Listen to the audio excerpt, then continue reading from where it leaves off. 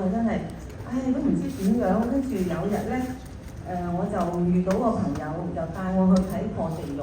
佢話同你去上水睇呢個食盤菜，跟住講呢個產品，呢成隻鹿喎，好即係佢 BB 同埋都適合，孕婦都適合。咁我即刻就買嚟試下咁樣啦。咁啊接觸咗呢個產品之後咧，又將我所有耳鳴啊、頭痛啊、就瞓唔到嗰啲咧，全部都即係好轉咯。咁瞓覺可以，我嗰日同我朋友中三瞓，佢就開燈俾我，驚我去廁所，但係佢就拍波，佢開細細地，突然之間佢問我：你有冇擒下廁所啊？我話冇啊，我10點半瞓到4點半啊，我好好喎而家，即係幾十年咧能夠接觸呢個產品都改善到，即係好感恩啦，好感恩啊！同埋我頭暈啦，因為食得多西藥個人啊要凍啊，我夏天咧而家我着嗰啲係有棉嘅啦，冇而家咁輕鬆嘅，吹得風扇啊，而家就可以啦，同埋以前咧就唔食得糯米嗰啲嘅，醫生叫我唔食得半啖都唔好食，乜都唔好食，但我今日食咗7隻種喎，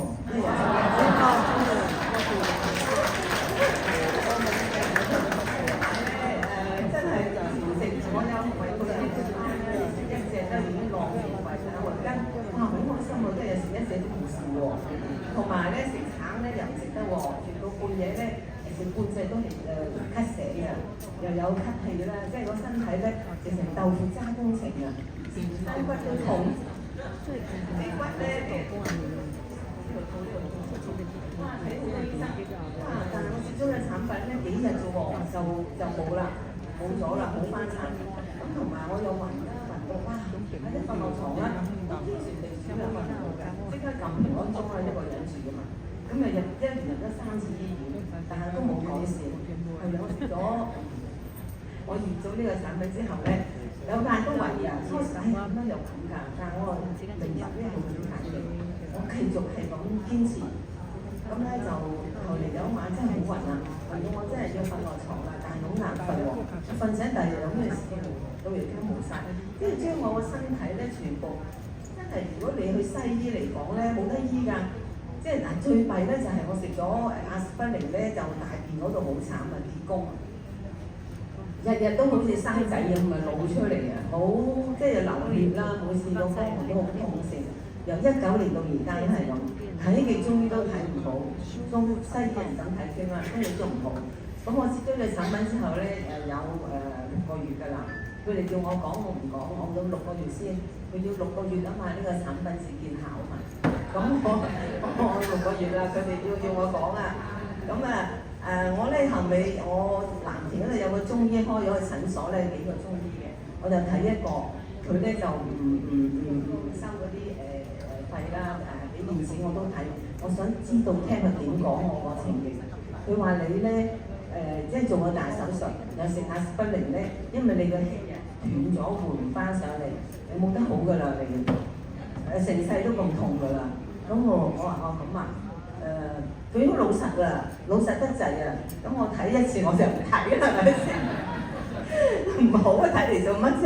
咁我而家用咗呢個產品已經好翻7、7、8、8啦嘛，係咪啊？成90成都有啊嘛，真係好感動。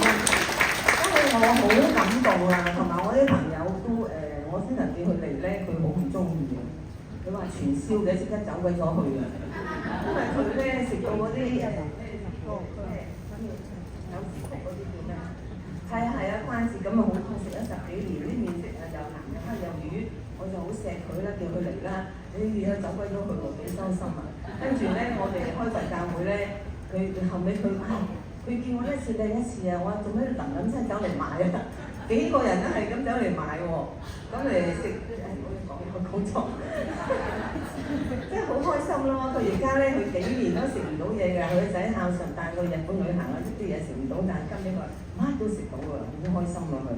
所以我就講出好感恩呢度嗰啲，即係我哋嘅領導人咧就好錫我哋，我好開心，因為我即係好似冇乜愛咁啊，又做女啊，做人太太啊，咁即係好似嗰啲仔女都孝順我。